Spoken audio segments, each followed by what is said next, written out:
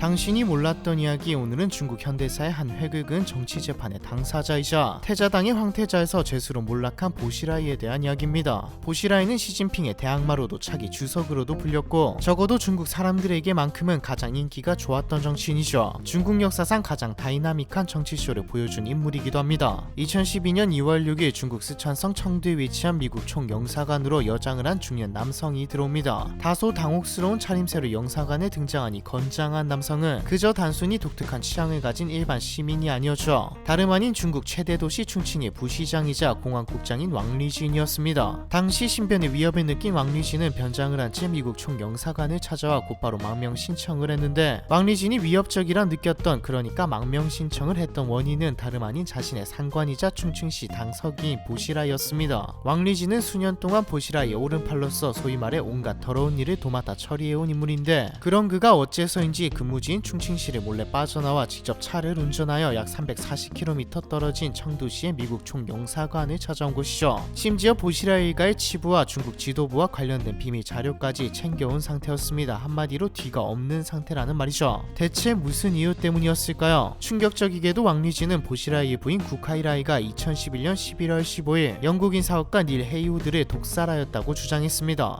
해당 사건을 은폐한 것은 왕리진 자신이었고, 보시라이는 아내가 저지른 살인에 대해 모르는 상태였는데, 약 두 달 뒤인 2012년 1월 28일 왕리진은 제대로 된 처리를 위해 보시라이에게 사실대로 사건을 보고했다가 당신의 보고를 받아들일 수 없다며 화가 난 보시라이로부터 폭력을 당하게 되죠. 또한 보시라이는 당시 살인 사건을 조사한 왕리진의 신복 수사관들을 잡아 가두고 고통을 주었는데, 이 과정에서 2명은 숨지고 1명은 스스로 목숨을 끊었습니다. 얼마 뒤 보시라이는 왕리진을 공안국장직에서 해임하고 직급은 더 높지만 사실상 실권이 없는 문화담당 부시장으로 발령냈죠. 이는 명백한 좌천이었습니다. 문제는 이 일이 좌천으로 끝나지 않을 확률이 높다는 것이었습니다. 지금까지 왕리진은 보시라이 밑에서 왕리진 이전의 사법국장이자 공안국장이던 원창을 부패 혐의로 체포해 사형시키는 등 보시라이의 수많은 정적들을 제거해왔기 때문에 이대로라면 좌천으로 끝나지 않고 곧 자신 역시 부패 혐의를 뒤집어쓴 채 처형당할 것이란 공포감에 사로잡혔죠. 공포감이라기보다는 중국의 정치를 보면 정해진 수순입니다. 중국 정치 구조상 부패를 저지르지 않은 사람도 없고요. 때문에 다급히 영사관을 찾은 것이었지만 당시 백악관은 상황의 중대성을 감안해 왕리진의 망명 신청을 거부했죠. 그대로 총영사관에서 쫓겨난 왕리진을 기다리고 있었던 건 다름 아닌 보시라이가 보낸 46명의 개인 경호대였습니다. 심지어 보시라이가 보낸 충칭 공안 차량 70대가 미국 총영사관을 아예 포위한 상태였고요. 보시라이가 왕리진을 체포하기 위해 관할 지역도 아닌 청두까지 경호대를 보내는 월권에 더해 심지어 미국 영사관을 포위하는 외교적 무례까지 무릅쓴 겁니다. 한마디로 보시라이는 왕리진을 당장 체포하지 않으면 자신의 정치 인생이 끝날 것이란 사실을 누구보다 잘 알았던 것이죠. 하지만 때는 이미 늦은 후였습니다. 원래대로라면 보시라이는 2012년 10월에 열리는 제18차 당대회에서 공산당 중앙정치국 상무위원회로 선출될 가능성이 높은 후보였으나, 왕리진 파문은 주 3기의 재판이라 불리는 보시라이 사건과 그로 인한 보시라이의 몰락의 도화선이 되었거든요. 중국 공산당 중앙위원회는 왕리진 사건 이후 약 한 달이 지나 보시라이를 충칭시 당서기직에서 해임하였고, 4월에는 공산당 정치국원 중앙위원 직무에서도 자격이 정지됩니다. 그냥 한마디로 모든 권력을 빼앗겼다는 말이죠. 또한 보시라이와 그의 아내는 결국 법정에 서게 되어 각각 무기징역과 사형 집행유예를 선고받았고, 재판 과정에서 보시라이 일가를 비롯한 중국 공산당 고위층의 민낯과 부정부패가 만연하게 밝혀지면서 이 사건은 중국뿐만이 아니라 전 세계의 주목을 받으며 세계 재판으로 불리게 되었습니다. 그런데 일각에서는 보시라이를 단순한 부패 정치인이 아닌 시진핑 정부의 정치적 투쟁의 희생양으로 표현하기도 합니다. 과연 진실은 무엇일까요? 먼저 보시라이가 어떤 인물인지 간단하게 살펴보고 세계의 재판에 대해 보다 자세히 알아보도록 하죠. 보시라이는 중국 공산당 8대 혁명 원로 중 한 명이자 덩샤오핑 천인 다음으로 공산당 순위 3위까지 지낸 보이보의 차남으로 1949년 7월 3일에 베이징에서 태어났습니다. 보시라이는 또 다른 8대 혁명 원로 중 한 명인 시중신의 아들 시진핑과 마찬가지로 중국 공산당 혁명 원로의 자제와 친인척들로 구성된 정치 치계파 태자당의 도련님이었죠. 이렇게 출신이 비슷하다 보니 보시라이는 시진핑과 꽤 비슷한 삶을 살았습니다. 두 사람은 관계가 소원했지만 최고 지도부의 집무실 겸 거주지인 베이징의 중나라이에서 함께 자랐고 태자당의 도련님으로서 자신들이 중국의 차기 지도자라는 일식을 가지고 성장했죠. 또한 문화대혁명과 아버지의 숙청으로 다사다난한 청년 시절을 보내야 했습니다. 시진핑의 아버지 시중신 전 부총리가 1962년 류즈단 사건으로 실각해 집안이 풍비박산났을 당시 보시라이의 집안은 승승장구하며 막강한 권력을 행사했으나 이도 오래가지는 못하고 결국 두 집안은 비슷한 처지가 되었죠. 보시라이의 아버지 보이보도 대부분의 혁명 원로들과 마찬가지로 1966년 마오쩌둥의 사회주의 운동 문화대혁명이 시작되었을 때 반혁명주의자로 분류되어 숙청을 당했거든요. 이때 보이보가 모든 직책을 잃고 12년 동안 감옥 생활을 하게 되면서 보이보의 가족들 역시 뿔뿔이 흩어져 투옥되거나 시골로 보내졌죠. 보이보의 아내 후밍은 홍위병에 박해를 받아 사망하게 되었고요. 놀라운 점은 문화대혁명이 시작되었을 시기 보시라이는 17살이었는데 아버지가 반동분자로 선포되자 당시 홍위병에 가입한 상태였던 보시라이 역시 망설임 없이 아버지를 박해했다는 겁니다. 훗날 보이보의 회고에 따르면 보시라이는 다른 홍위병들이 보는 가운데 아버지 얼굴을 향해 주먹을 날렸고 그 충격으로 아버지가 땅에 쓰러지자 발로 아버지의 가슴을 힘껏 밟아 갈비뼈를 3대나 부러뜨렸습니다. 이에 대해 보이보는 인정사정이었고 마음이 모질고 독하니 아들이 야속하다고 생각했지만 한편으론 이렇게나 마음이 지독한 것을 보면 공산당의 미래를 책임질 좋은 인재가 될 수 있을 것으로 생각했다고 전했죠. 일각에서는 보시라이의 행동이 살아남기 위한 일종의 퍼포먼스였다고 보기도 합니다. 문화대혁명 당시 누군가 반동분자로 분류되면 그 가족들 역시 반동 혈통으로서 출세길이 막히는 것은 물론이고 정상적인 생활에 영위할 수 없을 만큼 극심한 박해를 받았기 때문에 아버지를 폭행한 것은 어쩔 수 없는 방책이었다는 것이죠. 저도 이쪽이 맞다고 보이네요. 무엇이 진실이든 보시라이가 엄청난 독종이었음은 분명히 드러나는 일화이죠. 하지만 반동 혈통인 것은 변하지 않기 때문에 보시라이 역시 결국 5년 동안 감옥에 수감되고 공장에서 노동자로 일하는 등 여러 고초를 겪게 되었습니다. 이 시기 보시라이는 같은 태자당 출신인 첫 번째 부인 리다니를 만나 사랑에 빠져 결혼을 하기도 했죠. 보시라이의 인생이 본격적으로 피기 시작한 것은 1976년 마오쩌둥이 사망한 후부터입니다. 마오쩌둥의 사망으로 문화대혁명의 혼란이 가라앉자 아버지 보이보가 석방되어 복권했거든요. 1979년에는 보이보가 중앙고문위원회 부총리가 되면서 보시라의 가족은 정치적 영향력을 완전히 되찾았습니다. 덕분에 20대 후반이 가깝도록 공장에서 일하던 보시라이도 28세의 만학도로 베이징대를 나올 수 있었죠. 1980년대부터 보이보는 덩샤오핑과 더불어 개혁개방 정책을 조종하며 2007년에 사망할 때까지 공산당의 원로로서 지대한 영향을 끼쳤는데 덕분에 보시라이는 아버지의 후광 속에서 일찍이 정치에 뛰어들어 성공적으로 정치 경력을 쌓을 수 있었습니다. 대학원을 졸업한 보시라이는 1984년 지방군부를 자청해 랴오닝성의 농촌인 진현에서 부서기로 일했습니다. 진현에서의 근무는 쉽지 않았습니다. 보시라이는 진현에 아무런 연고가 없었고 중앙에서 내려온 엘리트 보시라이를 지방 관료들이 따돌렸기 때문이죠.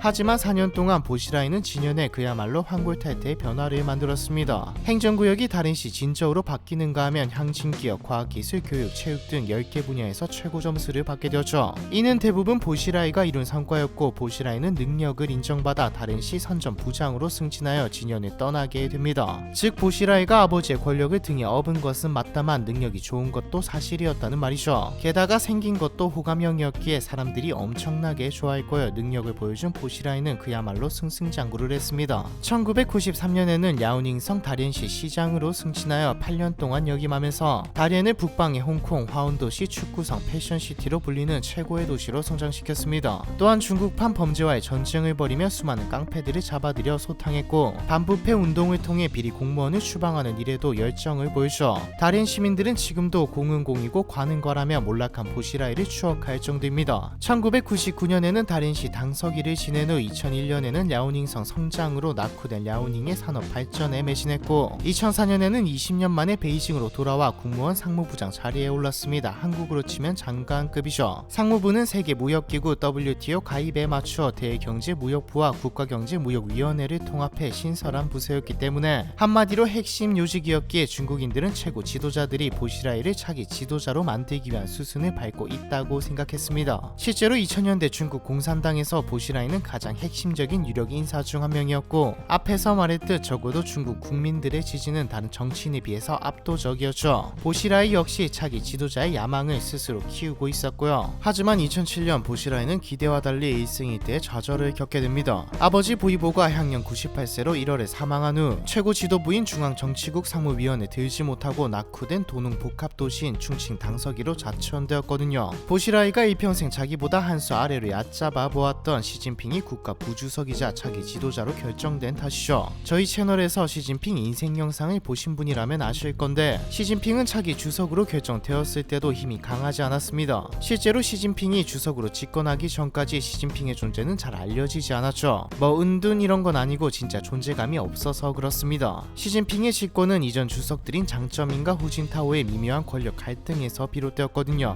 지금도 보시라이가 뻘짓거리만 안 했으면 시진핑은 집권하지 못했을 것이다 라는 말이 나오는 이유이기도 하고, 애초에 시진핑이 차기 주석으로 결정되었을 당시는 장쩌민이 이끄는 상하이방과 후진타오가 이끄는 공청단이 국가주석 후계자 자리를 놓고 세력 싸움을 벌이던 때였습니다. 시진핑의 장점은 하나였습니다. 적이 없다는 것이었죠. 어디 하나 밑보인 적 없는 둥글둥글한 느낌으로 존재했습니다. 공청단과 상하이방은 서로의 세력을 견제하고자 시진핑을 국가주석 후계자로 내세운 것이죠. 어차피 권력은 우리한테 있다, 언제든지 적공 같은 시진핑은 끌어내릴 수 있으니 허수아비로 세워두자라는 느낌이었습니다. 그렇게 시진핑은 막강한 경쟁 후보였던 리커창과 보시라이를 제치고 2008년 부주석 자리에 오르게 된 것이었죠. 여러분이 만약 중국의 차기 주석이 되었는데 나보다 더 인기 좋고 유능한 인물이 있음에도 정치적인 이유로 인해 주석이 된 것이라면 어떻게 하실 건가요? 솔직히 말해서 좌천시켜야죠. 심지어 보시라이가 숙청될 것이라는 소문까지 나돌았는데 표면적인 원인은 보시라이의 둘째 아들 때문이었죠. 보시라이는 앞서 말했듯 1976년에 첫 번째 부인 리단이와 결혼하여 첫째 아들 리왕지를 낳았으나 베이징 대학 시절 같은 대학 법학과에 다니던 국하이라이에게 호감을 갖게 됩니다. 여기서 막장인 것은 국하이라이와 리단이가 서로 사돈 사이라는 겁니다. 리단이의 오빠가 국하이라이의 형부였거든요. 어쨌거나 보시라이는 얼마 안가 리단이에게 이혼을 요구하였고, 아들 리왕지는 새 여자가 생긴 아버지에게 분노하여 엄마를 따라간 것은 물론 성까지 엄마 성으로 바꾸었죠. 한편 보시라이의 두 번째 부인 국하이라이는 인민해방군 총정치부 부주임을 지낸 구징성 장군의 막내딸이었습니다. 문화대혁명 때 부모 모두가 구금되어 가난하고 불우한 어린 시절을 보냈으나 베이징대 법학과를 졸업하여 추후 중국 최고의 변호사로 이름을 날리는 인재였죠. 국하이라이는 중국의 제클린이라는 별명도 얻었을 만큼 세련된 외모와 출중한 능력을 겸비한 여성이었습니다.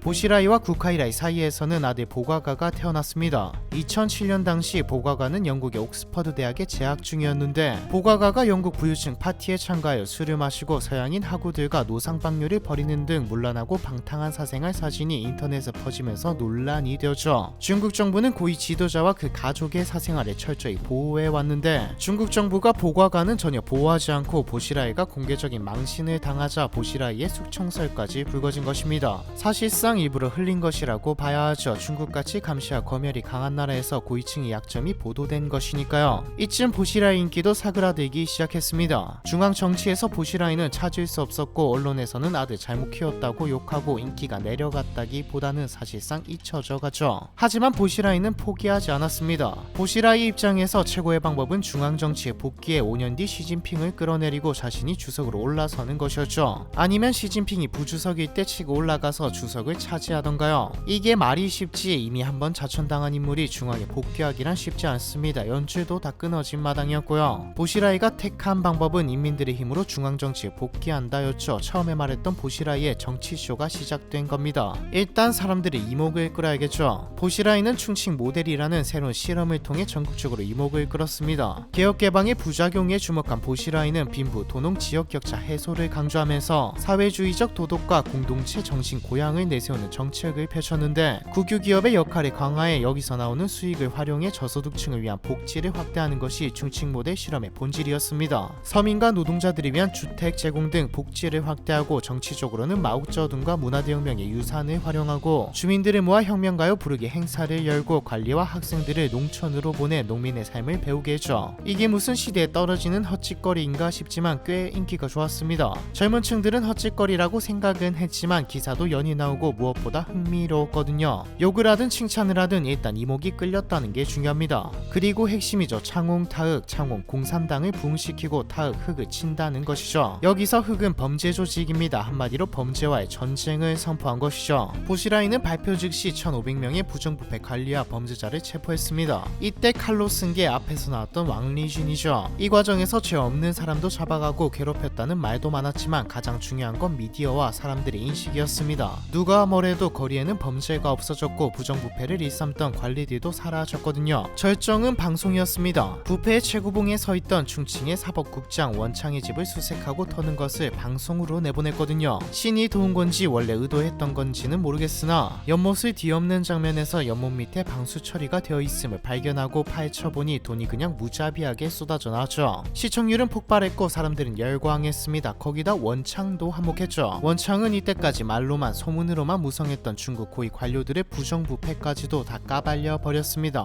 어차피 사형인 걸 알았으니까요. 모든 애가 그렇게 많은 돈을 부정부패하고 그렇게 많은 여자들을 데리고 놀았다고 말한다. 나는 그런 걸 부인하지 않겠다. 그들 여자들은 내가 데리고 놀지 않아도 누군가 데리고 놀았을 것이다. 나를 살려두지 않을 거라면 나는 모든 것을 솔직하게 얘기하겠다. 내가 부정부패한 것은 그 돈 정도가 아니다. 현재 관리는 국민당보다 나쁘다. 나는 그저 그 중에 한 명일 뿐이다. 나를 이렇게 만든 것은 이 사회이고 이 제도이다. 이런 말을 하면서 자신에게 성상납을 했던 연예인들의 실명까지 까버렸죠. 내가 여배우들 성상납 안 받으면 주변 동료들이 오히려 저놈 이상하다며 중용하지 않는다는 말까지 했고요. 내가 이 정도인데 내 위는 이라는 말까지 했다가 속전속결로 사형 판결을 받고 바로 형장의 이슬로 사라집니다. 이렇듯 부패한 관리들을 내쫓고 서민을 위한 정치를 펼치는 보시라이는 마치 제2의 마오쩌둥이자 현대판 포청천으로 보였기 때문에 대중들의 열광적인 지지를 받았죠. 충칭 모델을 통해 보시라이의 차기 최도 지도부 진입은 따놓은 당상인 듯 했습니다. 2011년 11월 아내 국하이라이가 영국인 사업가 닐 헤이우드를 살해하기 전까지는 말입니다.